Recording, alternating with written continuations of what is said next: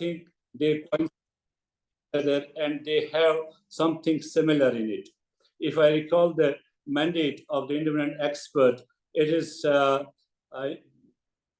democratic, equitable, international order for all people. What it means to have right to peace, international solidarity, development, self-determination, exercise effectively sovereignty over their natural wealth, resources, freely pursue their economic, social, cultural development, have equal opportunity to participate meaningfully in regional and international decision makings, and have a shared responsibility to address the threats to international peace and security.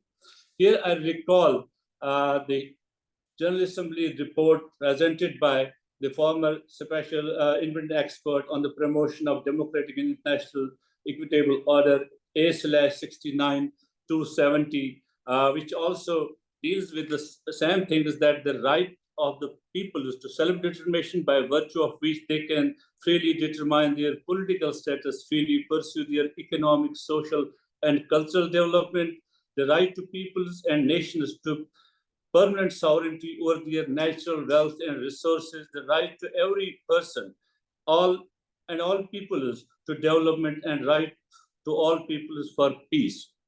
There are many resolutions of the UN Security Council as well as the General Assembly which have dealt with this right to self-determination. And being from an occupied territory, which the right of whose people was recognized by the UN Security Council way back in 1948, but having seen for last 75 years the Universal Declaration of Human Rights as well as the dispute over Kashmir is of the same age. The people of Kashmir are reeling under a tyrant regime because of the denial of this right to self-determination. We know that Special Rapporteur, the independent expert, has produced many reports on it during his tenure from 2017 till date on the rights of the people for equitable and international order. But we would also like to know from him that his predecessor also tried a lot to bring the self-determination back to the agenda of the Human Rights Council. It was one of the main reasons this mandate was created, so that we could bring back the self-determination to the human rights agenda. But unfortunately, this has not happened so far. Mr. Livingstone, we would like to listen from you what your mandate can do in this regard and what it is all about. Thank you very much. Now, floor is yours, Dr. Livingstone.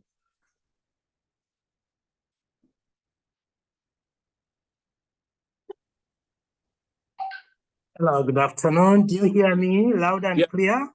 Yeah.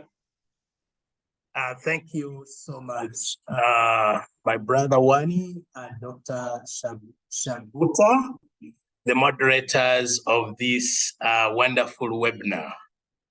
And thank you so much, the International Action for Peace and Sustainable Development and the Kashmir Institute of International Relations and your partners for convening this very timely webinar.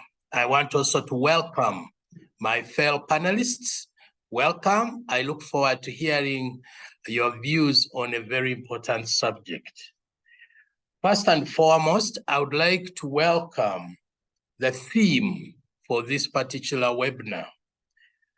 Building a sustainable human rights culture is indeed a very timely theme as we mark 75 years of the Universal Declaration of Human Rights.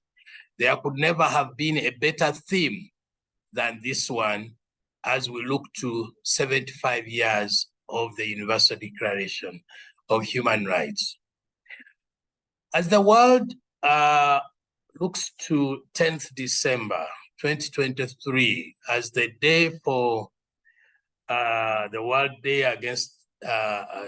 Day for Human Rights, we should recall the very essence and purpose for which this declaration was adopted. We should recall that this declaration was adopted in 1948 against the backdrop of a devastating world war or world wars where property and lives had been lost. It was envisaged at that time that when the world comes together, cooperates, and works for peace and prosperity, that what had happened during the last world wars would be a relic of the past.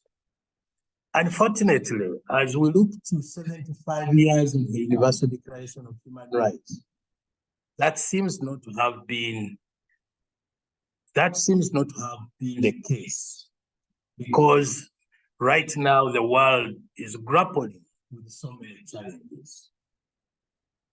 In the adoption of this particular mandate under Resolution 1816 was intended to look at some of these global challenges and work through solutions as part of the world community. Hence the establishment of this mandate of protecting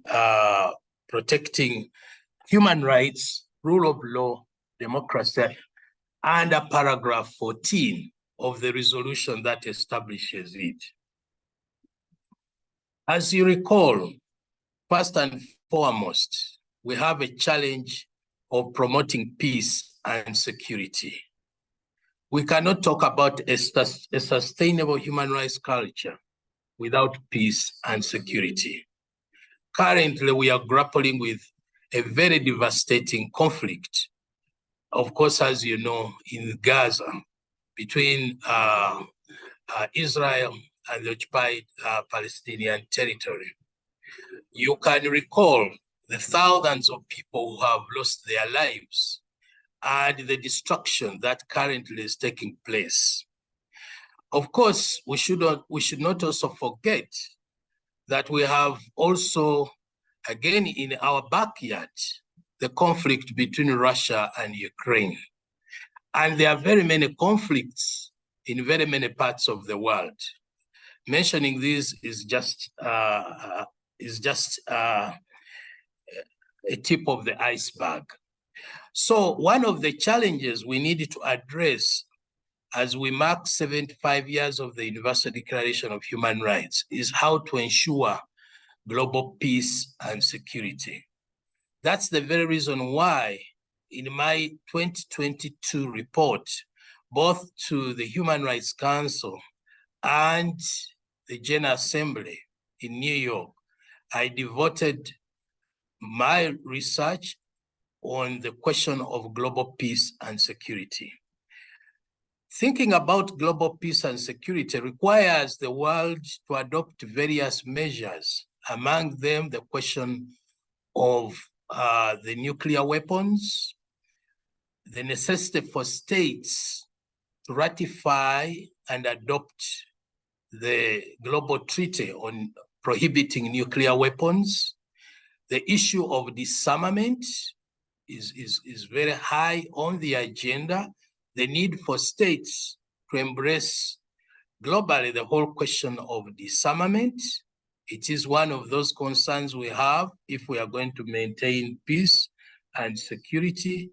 And of course, the question of multilateralism.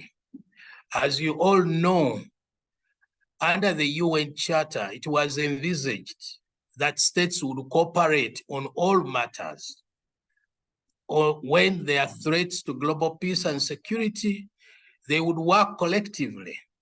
However, as I reported in that study, one of the major challenges we are facing at the moment is the fact that states act unilaterally and impose sanctions on states which cause immense suffering and damage to the population.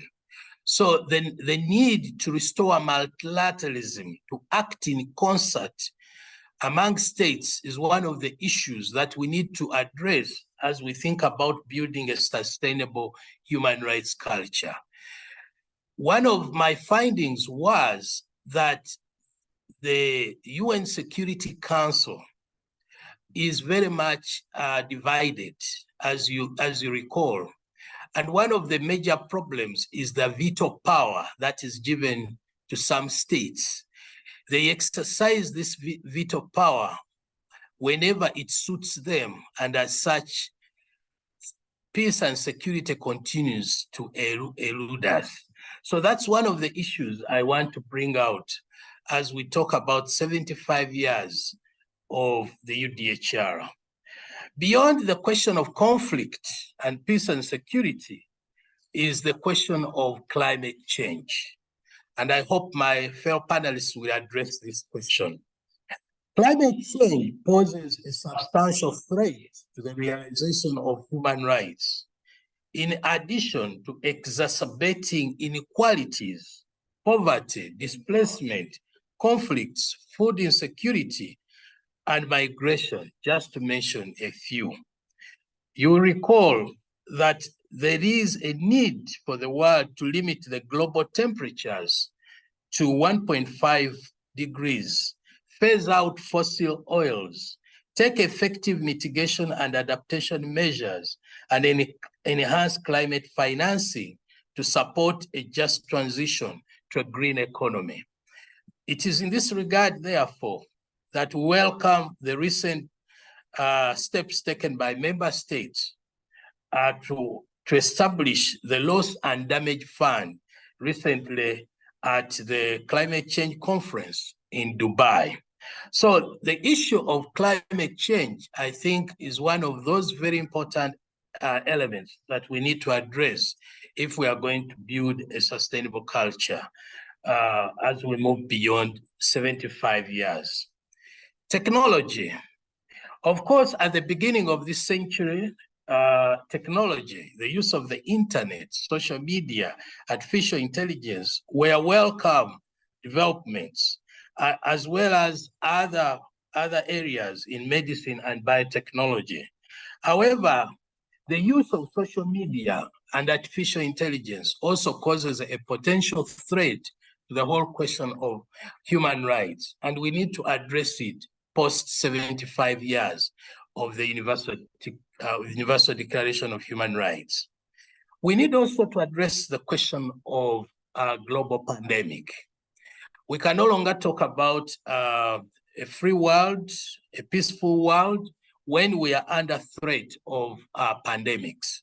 As you recall, we recently had the COVID-19 pandemic, and it caught all of us unaware. In my report, I have pointed out to the UN member states the necessity for pandemic preparedness. We need a global treaty on pandemic preparedness. There is no bigger threat to human life as the global pandemics. And of course, we cannot say COVID-19 is the last pandemic we are going to experience. There have been pandemics before, there will be pandemics after, so we need to address the question of pandemic. Now, beyond that, we need also to think about the question of international financing and governance. As you recall, many states, particularly in, I would say, in Southeast Asia, as well as the global South, are facing challenges of human rights violations, shrinking civic space, and of course, lack of freedom for expression on speech, association, and assembly. Now, increasingly, we know that member states using the Bretton Woods institutions seek financing for purposes of improving the welfare of their citizens. But it has also been documented, and it is clear that much of this financing is not put to good use. Sometimes the lack of transparency and accountability for those funds has caused a lot of suffering to the citizens of their population. But beyond this, much of these funds are also used to oppress and suppress citizens. So the issue of global financing and good governance needs to be addressed. And it's for that reason that I devoted a full report to the necessity for the international financial institutions to ensure that in their financing agreements, they actually adhere to the necessity for protection of human rights whenever they finance different projects. And of course, ensure that there is accountability and transparency in the utilization of those funds. Overall, addressing the question of building a sustainable human rights culture will also require us to empower citizens, our citizens wherever we are. They need to understand their rights, but they also need to understand that they also have duties. In the human rights discourse, increasingly, we are finding a disconnect between rights and duties. There are populations that demand their duties, their rights. However, they don't uphold and respect rights. And we see this also among member states. They all assert the necessity for territorial integrity, sovereignty, but they fail to realize that this can only be true if they respect and uphold the rights of their citizens. So empowering citizens will be key and critical for building a human rights culture post 75 years of the UDHR. I think I'll need to give panelists also an opportunity. I hope I have highlighted the most important issues. As you recall, whenever we present our reports as mandate holders, we definitely urge states to adopt resolutions. They adopt resolutions.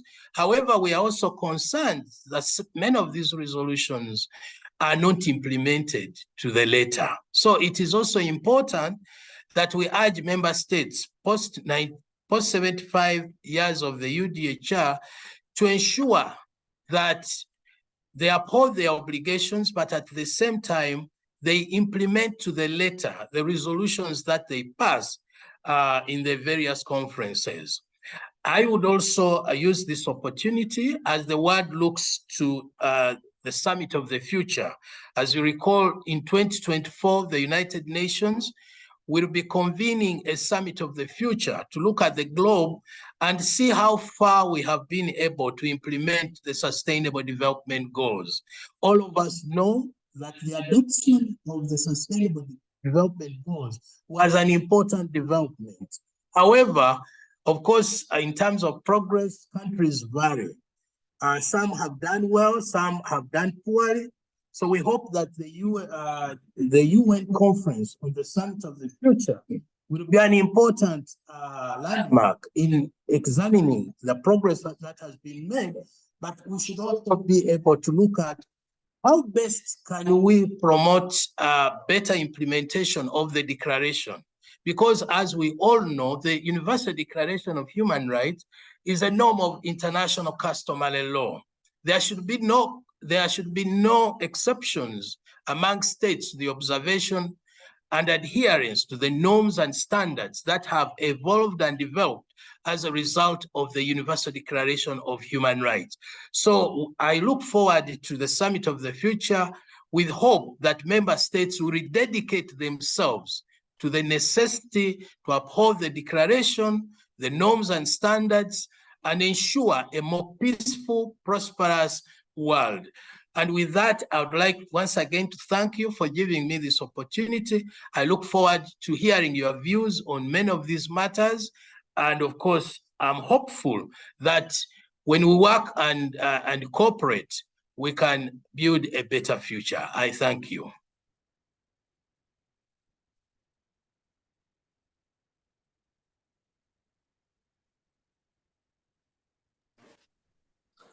Thank you, Dr. Livingstone, for your wonderful elaboration of your mandate and the reports you have presented and the challenges the world is facing currently, from climate change to the implementation of the resolutions passed and other things by the states. And one thing which we noted during your mandate and also during the last 75 years, we have seen that the human rights machinery is there, but unfortunately, it lacks the effective implementation of international law and enforcement regime that could make states accountable at the international arena. And I think for that, strengthening the UN systems, enhancing the teeth of existing united mechanisms and instruments to hold powerful actors accountable should be the main basis. Then only then we can build a sustainable and consolidating human rights regime in future. Thank you, Livingstone. We will listen to other panelists, and also panelists might have some questions to you, so that you'll remain there to answer those questions. I will now request Dr. Farah Naz for her input. Dr. Farah, you have the floor. Thank you very much, and thank you the panel and our esteemed speaker, Livingstone. It's great to listen to the comments that have been made so far by both the moderators and the guest speaker as well. Well, I will not be taking a lot of time, because I know, as Wani has rightly mentioned, I have so many questions coming on the way of Livingstone, because this is the time and age when we all talk about human rights. And I'm glad that this time we have a theme very closely fitted into the human rights domain, that is justice, equality, and dignity. So I would say is that when we talk about the culture of human rights and all that is existing today in the world, it is not meeting the due requirements of having a due share of, or equitable share of, each and everyone sharing the space with one another. So that is leading me towards questioning the entire system of the human rights and the international norms and the international culture, where they are. If I go back to the very basic definition of the culture of human rights, it simply says a hope to uphold and strengthen in the future must be founded on the principles of justice, equality, and dignity for all people. But this is not what I can see and happening in Kashmir. This is all what I can see is not happening in Palestine, where there is the violation of the rights of Kashmiris at its peak, but nobody is coming and questioning why Kashmiris' life and their right to self-determination is getting questioned here, where nobody is standing for their due share. When we talk about, there are fancy terms like freedom of speech, expression, even access to basic necessities like media, even including medicine now, because we do talk about pandemics and all, but medicine is something that is required in your day-to-day life. But unfortunately, in territories like Kashmir, in territories like Palestine, this normal civilians do not have access to even medicine, the general medicine that they require for their normal happening. So in that context, there is a constant violation of the human rights. There's a constant violation of the culture of human rights, but nobody is there to speak for them, because I can see, if I ask the world powerful countries, they kind of bring along their own narratives, and some of the narratives project and promote that. If we take Russia, Ukraine, for instance, so they say Ukrainian, being a smaller country, has been invaded by a much larger country, Russia. But when I question them for Palestine, they say, oh, Israel has all the right to self-protection, and it's their right to defend themselves. So in that context, it's okay for them if Israel is bombing Palestinians, but when Russia is bombing Ukrainian, that's an issue. It takes us back to the question of how the people of color and how the people of non-color are going to be dealt with in terms of the basic definition of human rights, because there is lots of discrepancy when we talk about how human rights are going to be defined in today's world and system. Same is the logic for the political manipulation in the international system as well, where I can clearly see India is in violation of the rights of the Kashmiris, and even the world together is in the violation of the rights of the Kashmiris, but Kashmiris have no right to self-determine whether they want to be with India or Pakistan, or they want to be an independent state. This is all their due share of their own right, the way they want to manage their own affairs. But nobody is questioning that. So I would like to take this question to Livingstone, that in this day and age, do we have to revisit the very basic definitions of the human rights, or to redesign the strategies that we have adopted so far under the UN Charter or under the UN resolutions and its clauses, where we define the violation of the human rights as something that is at the heart of the United Nations. So do we have to go and recheck and redefine all those rights, that people of color will be dealt this way, people coming from this part of the world will be dealt this way. If a superior country invade you, what will be the consequences for the less privileged country? So in all that context, we need to get some clarity on. We need to see how the violators, come what may, coming from a stronger background or a weaker background, is going to be dealt with.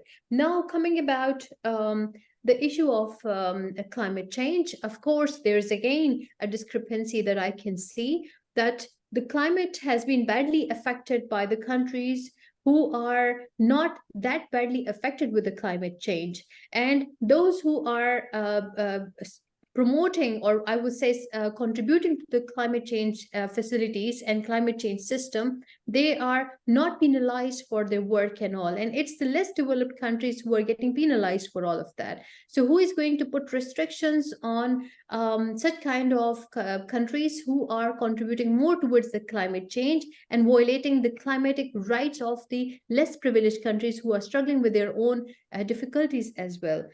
With this, I will leave the forum for further questions and discussions, and I would love to get some remarks by our esteemed speaker towards the end, probably. Thank you. Thank you, Dr. for wonderfully articulating your argument on today's subject. Hopefully, Dr. Livingstone will have the answers to some of the questions, definitely, and he will answer in the end. And now I go to Dr. Gulale Aisha Bhatti, who's a writer, so an academician, for her remarks. Thank you very much. I hope I'm audible. Yes, very much audible.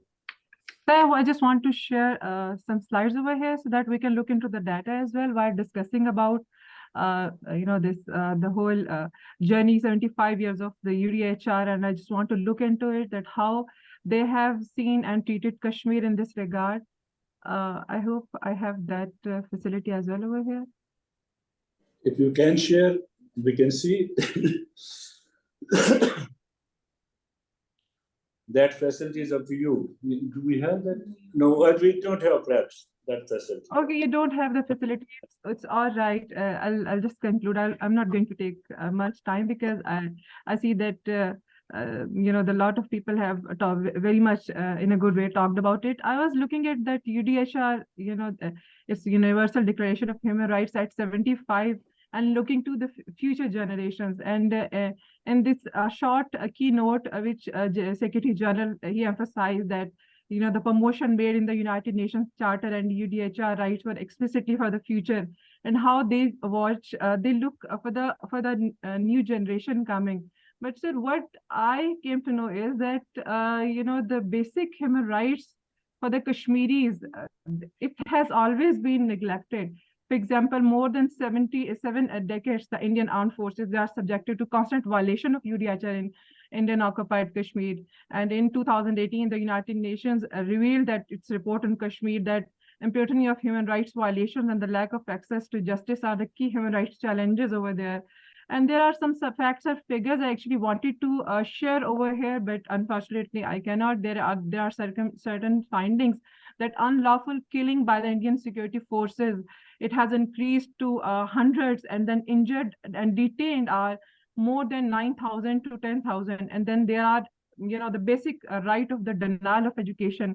When we look into this United Nations, this Universal Human Rights Declaration, and the article from Article 1 to Article 30, it's all talk about the basic rights. That the Article 1 says that you're free and equal in dignity and the rights, but unfortunately we don't see that in Kashmir, because probably they are the lesser human being, or that's what the international community thinks about that.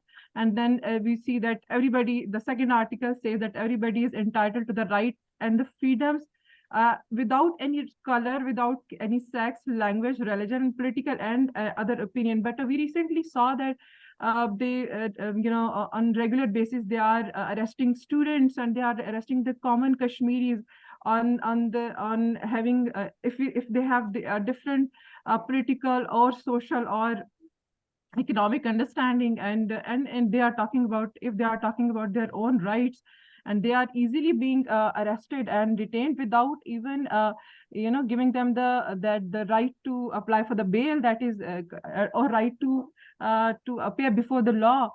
And then there is the Article 3 says that the life, liberty, and the security of the every person. But we have seen that there is no security in the life for the life of common Kashmiris. And I recently came across few of the Kashmiri students and the female students, and they were very much upset about their the education and their life as a female Kashmiris. So this is something really disturbing, and I don't see any international community really working on it.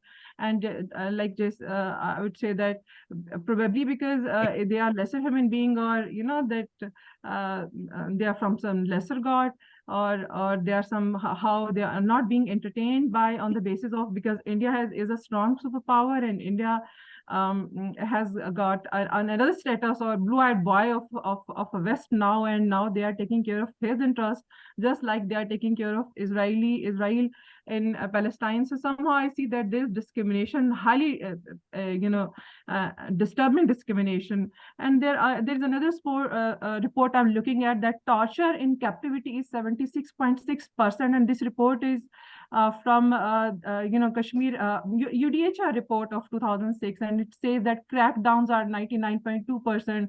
Then there are security forces threatening the common man, it's 85.7%. It's a regular practice, it says. And then there are roundup raids in the villages, and physical and psychological mistreatment is around 73.3%. This is the international reports and the surveys which depicts that how much in a serious trouble the Kashmiris are, but yet there is no solution to it. Then there is the constant Indian violations on line of control. It's into 2023, it's 1,695 times in a year. Okay, it means that, and over 3,000 times in 2019. It says that it's again from various prestigious news agencies report involved in it. So my question over here is that why is this discrimination on the basis of on the basis of different political or religious background, or the different lifestyle you have? And there is another thing I have observed, that is that the issue of Kashmir is not being entertained on a serious note. Why? Because probably the Western community, they don't have interest in solving it, because it's always about interest. You want to solve some issue, because they solve the issues of East Timor quite easily, and they are ready to invest everything in to solve the Palestine issue, to just please Israel. And yesterday I was watching the speech of Joe Biden, and he was saying that if we are not going to win in Ukraine, then we are going to send each and every American soldier over there to fight with the Russian soldiers. So it's the matter of interest probably for them, that they are ready to send their soldiers or their economic and military support just to please their companions. But there is no interest for Kashmiris. Probably Kashmiris are not having that interest for them. That's my question. Please enlighten me on that. Thank you. Thank you, Aisha Sahaba, for your input. Dr. Livingstone, you may be listening Kashmir and Kashmiri celebration again and again. It's because of this that why we talk again and again about the Kashmir and Kashmiri right to self-determination. It is because of this denial of this right to self-determination, which I earlier said was recognized by the United Nations Security Council. This denial has led to the regime of human rights violations in Kashmir, and now the Kashmiri population, the indigenous population of Kashmir, is an extinctional threat. Their culture, their language, their each and everything is under threat because of the current political dispensation in India. That's why we talk again and again of Kashmir. Now I go direct to Dr. Saira Shah. Dr. Saira, you have the floor. Thank you very much. Thank you very much. First of all, I would like to extend my gratitude to the Dr. Livingston for providing us the opportunity to listen to him in detail regarding his work as a mandate holder in the UNHRC. We have heard that the importance and the areas which are very much relevant for the sustainable human rights culture. I would like to obviously ask few questions to Dr. Livingston as well as my other colleague have been saying, but I would like here to highlight that how what are the essentials or what are the key considerations for a sustainable human rights culture in the occupied territories at large. And obviously this is all applicable to the Indian occupied Jammu and Kashmir as well. So the future of sustainable development, human rights culture in the occupied territories faces very unique challenges due to the specific dynamics of the occupation. Few of the dynamics are that the fundamental principles of international law, including the Fourth Geneva Convention, which outlines the obligation of the occupying power towards the occupying population, the future of human rights in these territories relies on the adherence of these legal frameworks. However, we see that the blatant non-observance of these conventions in the occupied territories. We have seen that no aid reaches them, and the fundamental human rights, like right to live and right to have a safe place, is also violated in most of the occupied territories. Then there are other civil rights and political rights of the occupants that the fundamental principles of the international law also says that upholding the rights of the population, like economic, civil, social, cultural rights, are very essential to any sustainable human rights culture. For example, access to healthcare, access to education, access to the freedom of movement, and the right to the fair judicial process. These are few of the integral aspects which can and only can establish a sustainable human rights culture. However, in the specific example of Jammu and Kashmir, none of these rights have been upheld. So the question will remain that how the sustainable culture of human rights will be promoted in the occupied territories like Jammu and Kashmir. So when there is occupancy, there is militancy, there are vulnerable groups which need special attention, specifically the women, children, the refugees, because they are at the heightened risk in any occupied territory. And we have seen that in Indian occupied Jammu and Kashmir, rape has been used as a weapon of war at large. We have seen that the children have been blinded. We have cases of children of 12 months which have been blinded. We have been cases of girls who have been blinded. We have cases of braid shopping and other. So we need to ask the question that how these groups will be protected if we want a sustainable human rights culture. Yes, dear. Again, the very important issue is about regarding the issues of the settlements which the occupied. Can you hear me, please? Yes, Mwendi. Lwaki tojja n'ondabako lwakuba ndi mu Zoom kati? The issues of ndi mu Zoom meeting kati. The issues. Okay. The issues related to the different settlements, the land grabbing, the property rights, these are very significant because these are the means by which the demography and the social fabric or the indigenous fabric of an occupied territory is changed, is being mutated. So this is very, very important, that if the future of human rights culture involves addressing these issues with respect to the international law, that how the rights of the indigenous population, the right to the property, the right to the land, these are saved.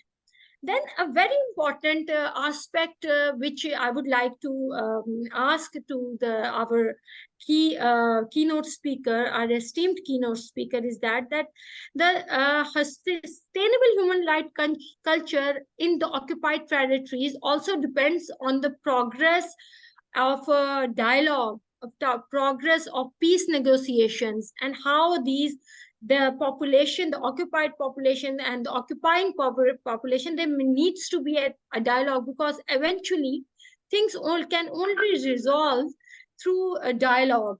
So it's very important that this area and this question, the mediation, is there a chance of mediation, and all these things are being looked after for the occupied territory as well. For first and foremost, I think, which was that empowering the occupied population to exercise their right to the self-determination, and to practice that in decision making, in the future decision making, they are being given their due right. This is one of the very, very important pillars if we want a sustainable human rights culture, specifically for the conflict zone. So addressing the future human rights in occupied territories will require a comprehensive and right-based approach that respects the international law, acknowledges that the rights of the occupied population, and focuses on the long-term solutions on peace, justice, respect for human rights. It necessitates the concentrated efforts from both the local and the international stakeholders to bring a meaningful change and a sustainable human rights culture in these complex and sensitive environments.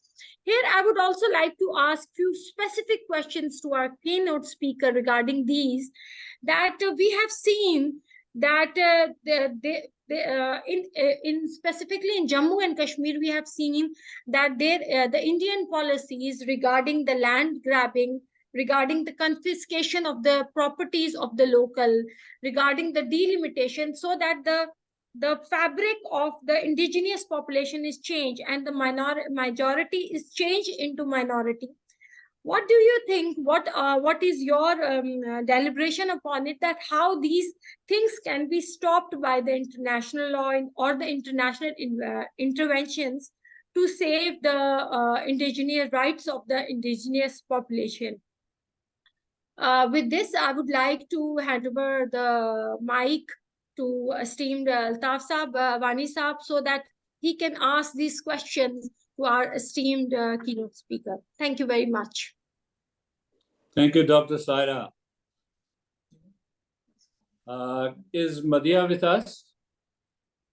Madhya, if you're listening to me, if you will unmute yourself and have some words. Sure, yeah. And we will turn back to Livingstone. So, am I audible? Yeah. Okay, thank you very much. Thank you, sir, for providing this opportunity to speak a heart out with Sir Livingstone. So, as the heart of our discussion, it lies in the Universal Declaration of Human Rights of 1948, a document that recognizes the right of self-determination as a fundamental entitlement for all the people. In the same transformative year, 1948, India brought Kashmir dispute to United Nations Security Council, alleging Pakistan's involvement in the invasion of Kashmir. What followed was a complex narrative. I'll just give you a very short, brief history of what was done at that time. What followed was a complex narrative of accusation and counter-accusation, setting the stage for extensive United Nations Security Council interventions from 1948 to 1971, spanning 18 resolutions. The Council employed 3 key methods: the Security Council Commission, from 1948 to 1950, appointed representatives from 1950 to 1965, and a reliance of security is a Secretary General. It was since 1965. But unfortunately, as the other esteemed speakers have also talked about it, for 7 decades, the people of Kashmir, they have been denied their inherent right to self-determination. This denial is compounded by the imposition of inhumane tactics and draconian laws perpetuating an illegal status quo. The situation demands our attention, consideration, and collective efforts to address the long-standing plight of Kashmiri people. In the contemporary context, it is imperative to shed light on how promise of development in Indian occupied region of Jammu and Kashmir serves as a smokescreen, obscuring the harsh reality of human rights, civil rights violations, human rights violations, and Indians' strategic use of development as a form of propaganda becomes evident in initiatives like tourism development and music festivals. They just want to mask the underlying issues of house demolition and erosion of indigenous cultures. Moreover, not only this, the orchestrated visits of fake delegations and often comprised of members of parliament to sanitize locations only perpetuate the illusion of this so-called normalcy. The contrast between such staged events and the grueling 16-hour power cut experiences by the local population while the electricity generated locally is redirected to India highlights the stark disparities in the distribution of resource and power. Dear listeners, the so-called development is not only a cover for human rights abuses, but also a tool to project collaborators as representatives of Kashmir, diverting attentions from the plight of those who resist the narrative. Genuine Kashmiris, they languish in jail, while only those willing to contribute to the fabricated image of fabricated image of occupied Kashmir, they are projected as the voice of the region. This disparity between the projected lineage and the grim reality demands our attention and collective action.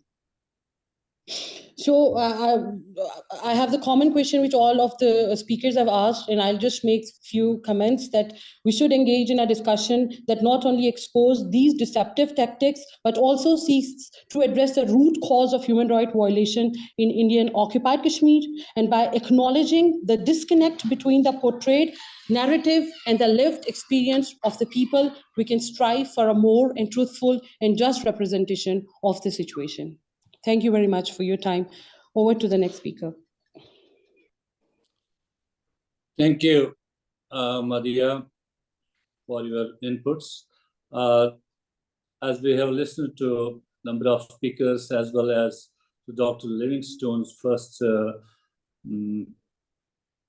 input on the mandate and how the mandate works and what reports they have present, and also the problems and the world faces currently, and the threats which the international human rights regime is facing, and the responsibilities of the states as well as the human rights machinery around the globe.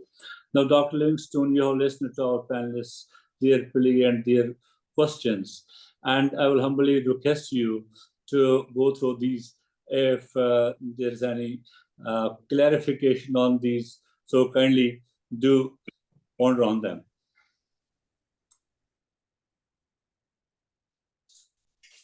You are sir mute. You are mute. Doctor, you're mute. Yeah. You hear me now? Yeah. Thank you so much, Brother Wani and all the panelists. I want to thank them for their honest discussion and understanding of the challenges that actually afflict the international system. I think we need to agree and definitely appreciate that the international human rights system is state-centered. And that's one of the biggest problems with the UN system. It is state-centered. And in many cases, the discussions that take place within the UN are about protecting my brother. Who is my brother?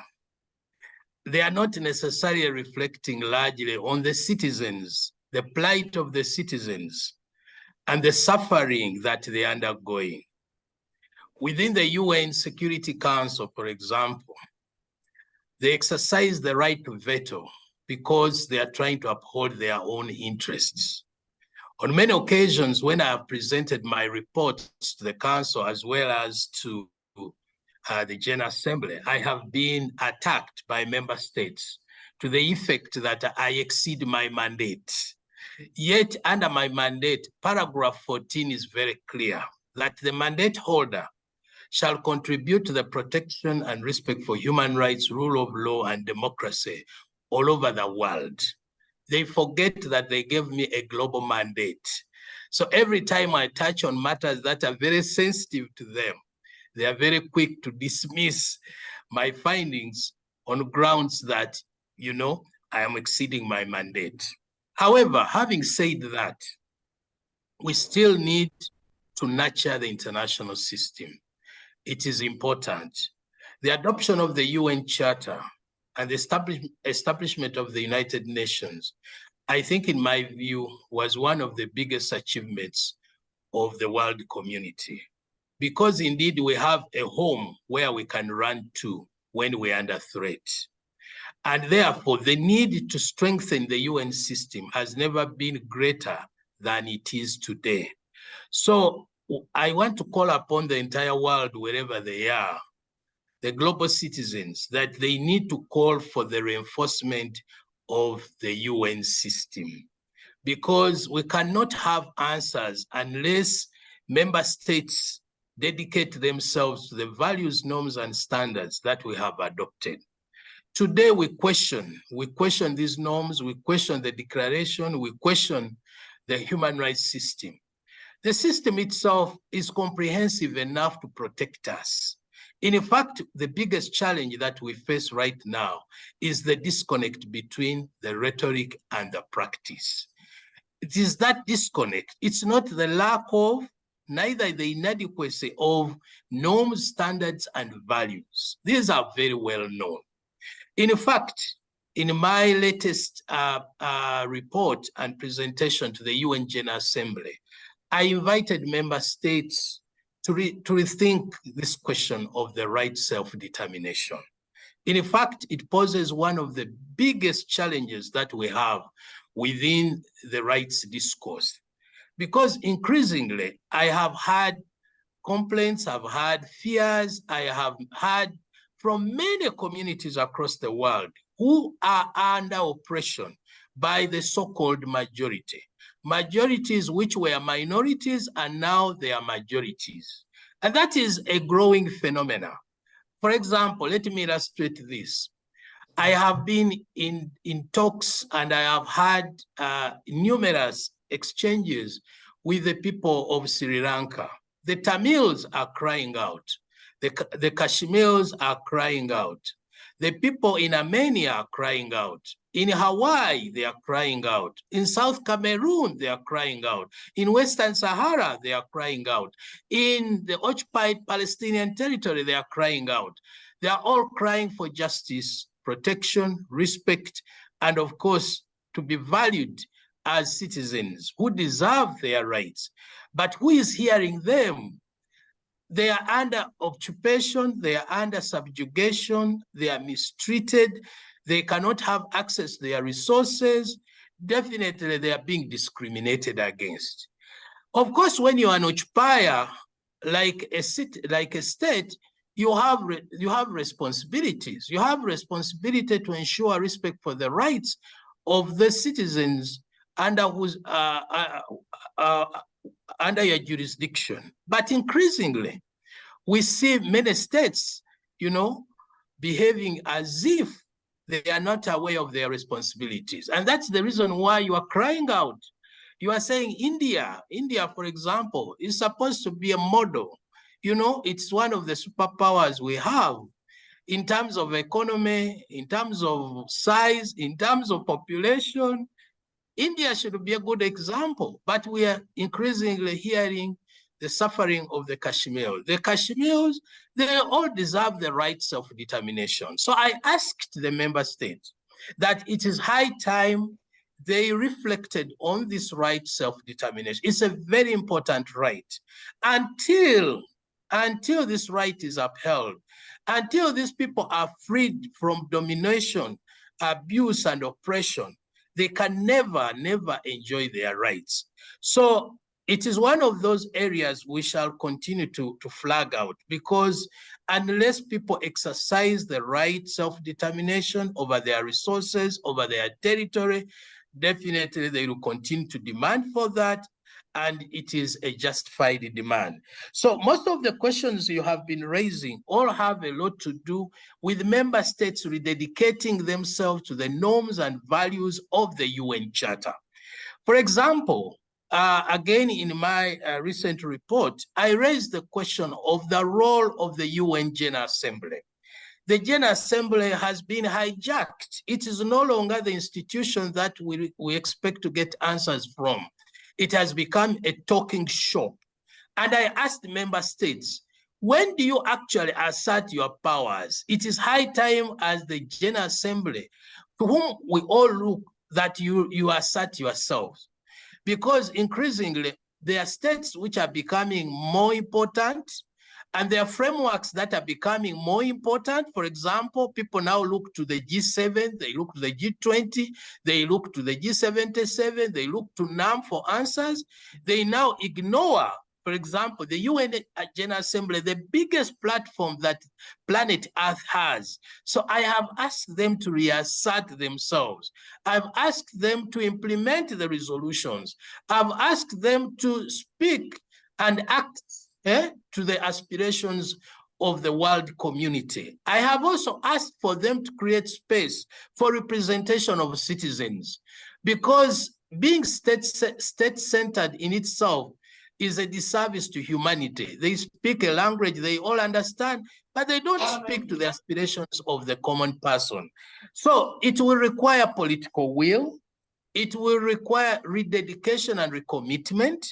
In my view, the normative framework is adequate to protect all of us wherever we are, to address issues of the democratic backlash, shrinking civic space, exploitation, abuse. All these can be addressed if we rededicate ourselves to those norms. So it's important, as we talk about building a sustainable culture, that states are called to order. Under my mandate, I have called them to order, and many times they have, been unhappy with the way I have asserted myself on these matters. I have told them that this mandate is the most important mandate among all the mandates they have ever adopted, promoting a democratic and equitable international order. Why?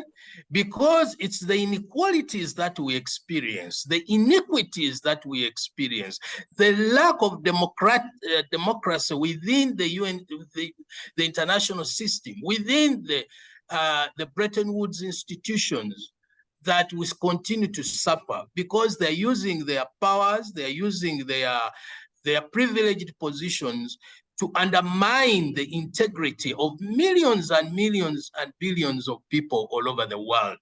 Why should the people in Palestine continue to suffer under the hands of Israel? Why? Why should the Ukrainians continue to suffer under the hands of the Russians? Why? Why should the Kashmirs suffer under the hands of India? Why? The point is, we need a universal rededication to the values and norms. We need to go back to the drawing board. Why was the Universal Declaration of Human Rights adopted? It was basically to foster peace, tranquility, and good neighborliness among nations and amongst people. Is that what we are talking about today? Does that remain valid and relevant? And I think that's why I said in the Summit of the Future, next year, this should be the global debate. How do we overcome the existing inequalities, which of course have exacerbated these challenges of climate change and resource allocation and access? It is all about political will. My brothers and sisters, until states rethink their strategies, they rethink their role in the international system, it will be very difficult for us to uphold and enjoy these rights. International human rights law and international humanitarian law has clearly provided for frameworks to protect all people, whether women, children, whether you're talking about refugees, the recent adoption of Global Compact on Immigration. All these are very important standards. But as long as we still experience a disconnect between the rhetoric and the practice, the norms and standards mean nothing. They can only mean and can only be useful when our leaders have the will to protect and uphold them. So the people of Kashmir must continue to agitate and demand. The people of Ukraine must demand. The people of Palestine must demand. By the way, at the end of the day, sometimes the answers have to come from within. You must never give up. You must never give up, because you deserve respect, you deserve protection, you deserve the best as members of humanity. So Kashmir, my call is never give up, continue to agitate, continue to demand. The Indian government must stand up to the responsibilities they have as an occupying power, and as such, no one should be discriminated. And for us within the UN system, with the opportunity we have had to speak to the member states, we shall continue to make a case for you. And I have done that on many occasions. That's why I've brought up most of those areas which have proved very problematic to them. For example, on the question of COVID-19, my concern was about universal access to the COVID-19 vaccine. On the question of international financing, I've raised the question, as I said earlier, of good governance and international financing. I have raised the issue of multilateralism. The fact that increasingly states want to work in isolation, despite the existence of the UN Charter, is a matter of concern. So if we practice multilateralism and we are always prepared for eventualities, and we have proper appropriation, for example, in the case of climate change, and the will to uphold the rights of very many people, vulnerable populations, then this whole question of building a sustainable future will be settled. So my call remains: we must never give up. We must stand up for what we believe in, and continue to urge the states that they have a responsibility to uphold the rights of their citizens as provided for in the numerous conventions and charters.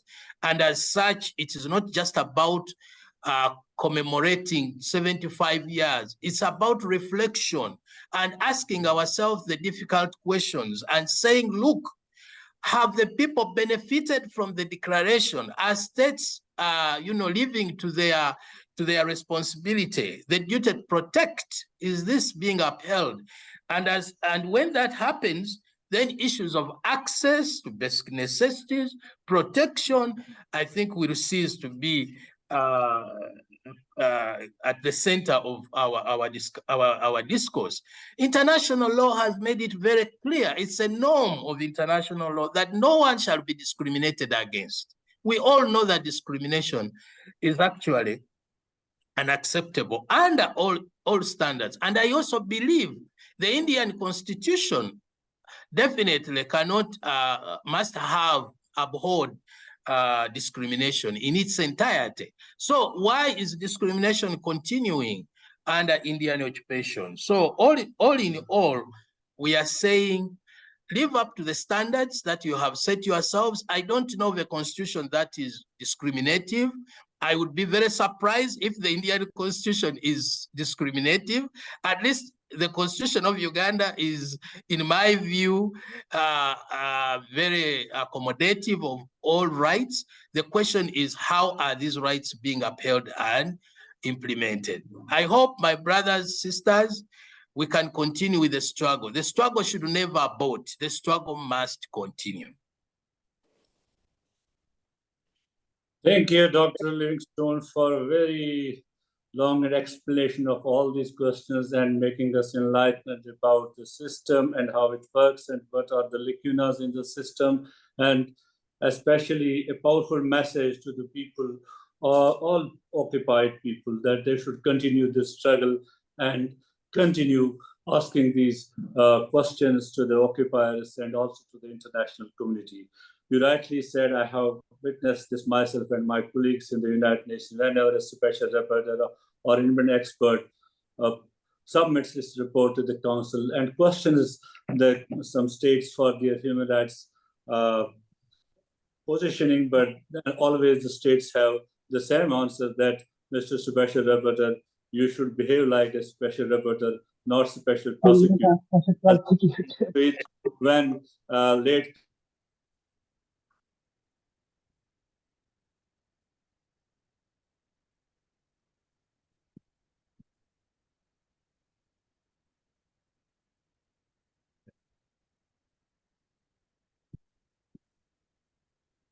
Vani sir, I Maybe you we have have lost hand? him. I think we lost him. No. Vani sir, can you hear me? I think he has lost his connection.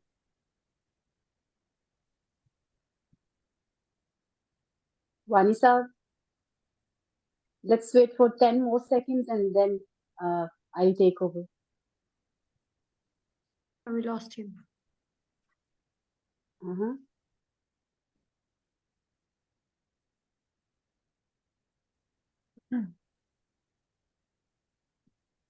Okay. I think he has lost his connection and maybe he's trying to get connected again.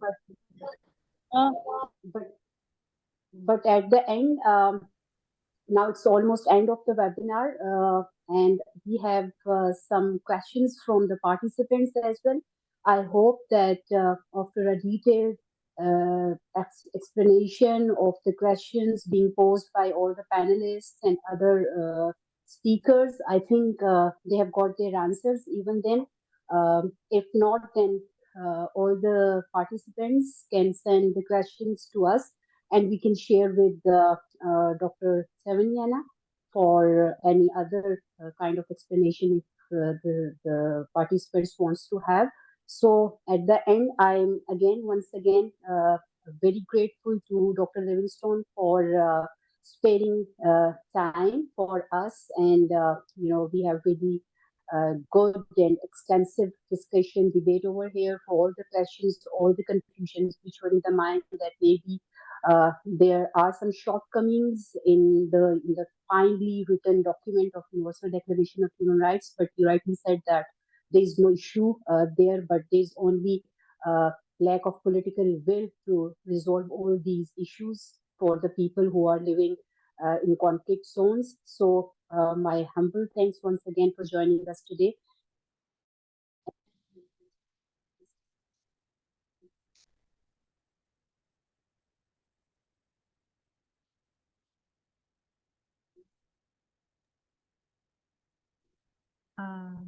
We can't hear you, Shagufta. Dr. Saber, you're not audible. Now we can hear you. Now can you hear? Okay. Yes. Because Yes. in our last meeting with Dr. Savanyana at UNHRC, it was under the discussion that we will send him, different input on right to self-determination, which he will definitely talk in different his upcoming reports and meetings and all that. So we'll definitely keep sending you the updates and the information about Jammu and Kashmir issues and other, whatever issues people want to share with you. So once again, sir, Vani sir, are you back? Just unmute. Okay, fine. Okay, he's just waving hand, and there's also waving from my side, and hope to see you again in future during the session or any other, international days. Thank you very much, and good afternoon. Take care of yourself. Bye bye.